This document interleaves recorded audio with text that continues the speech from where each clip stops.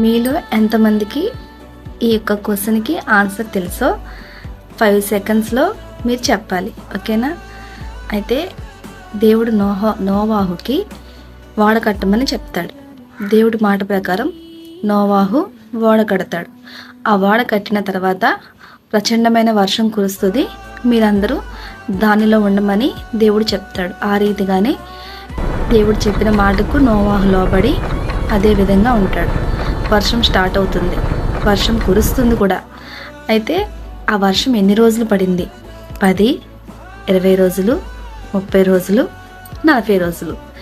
వీటిలో ఎన్ని రోజులు పడిందో మీకు ఆన్సర్ తెలిస్తే కామెంట్ బాక్స్లో మీ ఆన్సర్ని టైప్ చేయండి. మరిన్ని వీడియోస్ చేయడానికి మమ్మల్ని సపోర్ట్ చేయండి. లైక్ చేయండి, షేర్ చేయండి, సబ్స్క్రైబ్ చేసుకోండి. Thank you.